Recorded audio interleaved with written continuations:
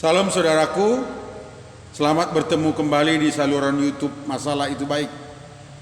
Saya berharap melalui pembelajaran kebenaran firman Tuhan yang kita pelajari di saluran ini, kita menjadi manusia-manusia yang kuat, tangguh, dan boleh mengerti tujuan dan masalah yang kita hadapi di dalam kehidupan ini.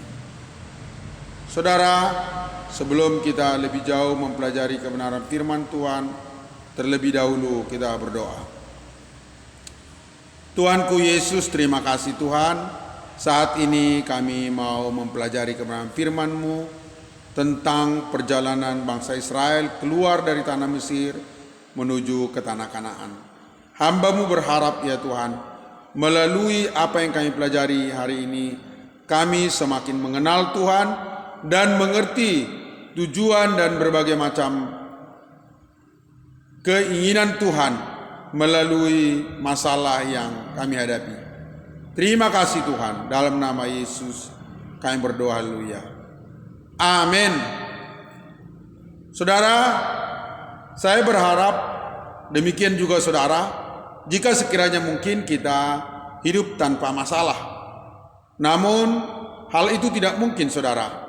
Selama kita hidup tentu akan ada masalah-masalah yang mengganggu kehidupan kita.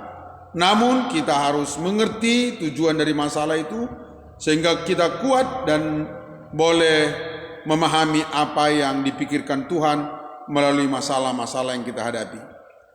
Saudara, hari ini pembelajaran firman Tuhan yang akan kita pelajari mengenai perjalanan bangsa Israel keluar dari tanah Mesir ke tanah Kanaan.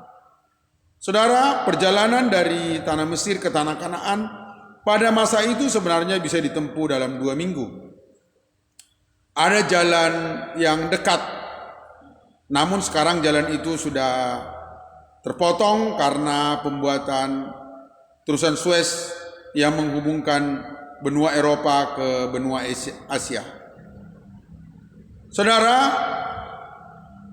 sekalipun jalan itu jalan yang dekat, namun Tuhan tidak memimpin bangsa Israel melewati jalan itu. Kenapa Tuhan tidak membawa mereka melalui jalan itu? Hal itu dapat kita baca di dalam Bilangan pasal 13 ayat 17. Saya bacakan kepada kita saudaraku. Sesudah Fir'aun membiarkan bangsa itu pergi, Allah tidak menuntun mereka melalui jalan ke negeri orang Filistin. Walaupun jalan ini yang paling dekat. Sebab firman Allah, jangan-jangan bangsa itu menyesal apabila mereka menghadapi peperangan sehingga mereka kembali ke Mesir. Tetapi Allah menuntun bangsa itu berputar melalui jalan di padang gurun menuju ke Laut Teberau. Dengan siap sedia berperang berjalanlah orang Israel dari tanah Mesir. Perjalanan yang ditempuh oleh orang Israel menuju ke tanah Kanaan di dalam Keluaran 14 ayat 3 dikatakan Fir'aun, bangsa Israel telah tersesat di padang gurun. Mereka tidak tahu jalan, mereka salah jalan. Mungkin juga bangsa Israel mengeluh demikian. Tuhan, kenapa Engkau membawa kami ke padang gurun ini, ke tempat di mana tidak ada air dan tidak ada makanan?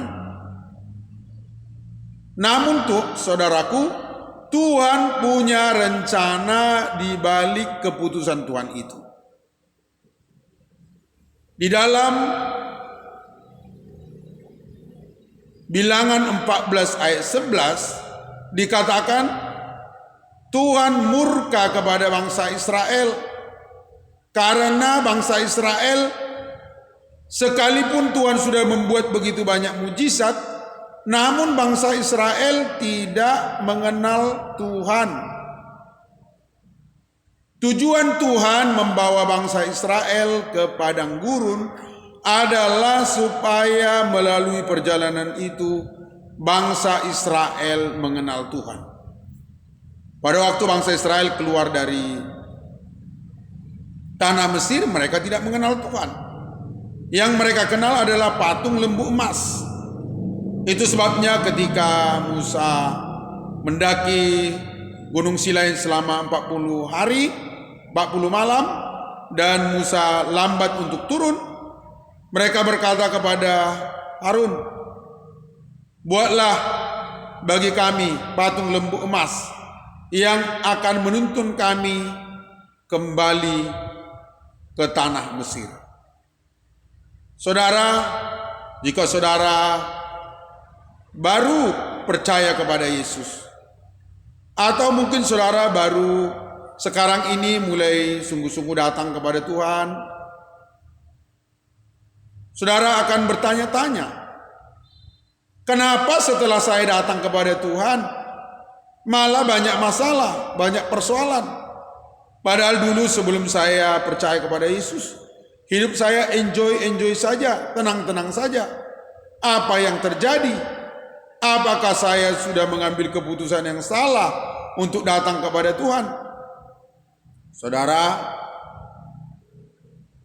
sepanjang perjalanan hidup manusia sebelum dia datang kepada Yesus, Tuhan yang dikenalnya adalah kekuatannya sendiri, kepandaiannya, hartanya, sanak famili, saudara, teman, atasan, kenalan yang dianggapnya sebagai Tuhan.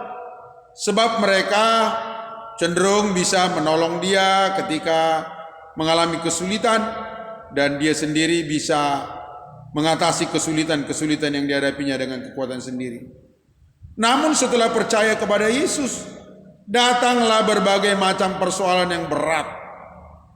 Seperti padang gurun terkepung, mau minta tolong kepada sanak saudara, famili, teman, sahabat saudara, tidak ada yang mampu menolong dan tidak ada yang bisa menolong. Mengandalkan kekuatan sendiri, harta, itu pun seringkali ditutup Tuhan jalan pertolongan. Tujuannya satu, saudara, supaya kita semakin dekat sama Tuhan, supaya kita selalu datang kepada Tuhan, supaya kita selalu berseru kepada Tuhan, supaya kita tunduk kepada perintahnya Tuhan. Tanpa ada masalah, saudara, orang tidak akan datang kepada Tuhan. Manusia akan mengandalkan kekuatannya sendiri. Kebanyakan orang datang kepada Tuhan adalah karena dia dikepung oleh masalah dan dia tidak tahu lagi bagaimana cara mengatasinya, saudara. Selama manusia bisa mengatasi masalah dengan kekuatan sendiri, dia akan pakai kekuatan sendiri. Barulah setelah tidak ada jalan, dia datang kepada Tuhan, tunduk kepada Tuhan. Saudaraku, pada waktu bangsa Israel terkepung di tepi laut Teberau, di kanan kiri ada bukit, di belakang mereka Firaun mengejar mereka, saudara. Mereka berseru-seru kepada Tuhan, dan Tuhan menunjukkan siapa dirinya melalui membelah laut Teberau, saudara. Air bisa dipotong. Belum pernah ada kisah dalam sejarah di mana air bisa dipotong, saudara. Hanya dalam sejarah bangsa Israel kisah yang seperti ini ada, saudara. Dalam perjalanan mereka di padang gurun, di tempat yang gersang, kering kerontang, ada jutaan manusia, saudara.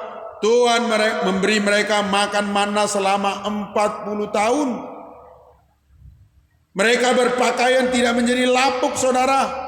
Selama 40 tahun tidak ganti pakaian. Itu saja yang mereka pakai. Tidak rusak. Saya percaya saudara-saudara paling punya tak pakaian, kalaupun udah hebat sekali itu kalau tahan 20 tahun. Disimpan di lemari, saudara. Tapi ini dikenakan. Melalui semuanya itu Tuhan mau menunjukkan, ini saya. Melalui semuanya itu Tuhan mau bangsa Israel mengenal Tuhan. Manusia tidak mungkin mengenal Tuhan melalui menghafal isi Alkitab, saudara. Alkitab adalah isinya tentang perintah-perintah Tuhan dan Tuhan itu sendiri. Namun saudara, Tuhan tidak bisa diketahui hanya dengan membaca tulisan. Tuhan haruslah kita alami sendiri, saudara. Kenapa banyak orang-orang meninggalkan Tuhan dan mereka menjadi YouTuber dan mengata-ngatai Tuhan Yesus? Karena mereka hanya tahu isi Alkitab. Mereka hanya tahu teori, tapi mereka tidak mengalami Tuhan itu secara langsung. Di negeri kita ini, saudara, begitu banyak orang mencaci, menghina Bapak Presiden Jokowi. Karena mereka tidak kenal siapa Bapak Presiden Jokowi. Yang mereka tahu hanya berita-berita di koran, berita-berita di televisi tentang Presiden Jokowi. Sekiranya mereka boleh bertemu dengan Presiden Jokowi, mengenal apa yang dipikirkannya, apa yang dilakukannya, tindakan-tindakannya, mereka akan tahu, saudara, dan mengenal secara sungguh-sungguh. Membaca buku-buku tentang Presiden Jokowi tidak akan membuat kita mengenal Presiden Jokowi. Kita tahu tetapi tidak mengenal, saudara. Tuhan ingin kita mengenal Dia, saudara. Mengenal Dia secara pribadi, tahu apa yang dalam pikirannya, apa isi hatinya, apa tujuannya, apa kehendaknya. Kenapa Dia menciptakan begitu banyak peraturan-peraturan, saudara. Semuanya itu, saudaraku, tidak akan pernah kita tahu kalau kita tidak mengalami masalah. Sebab kita sibuk dengan pikiran kita sendiri.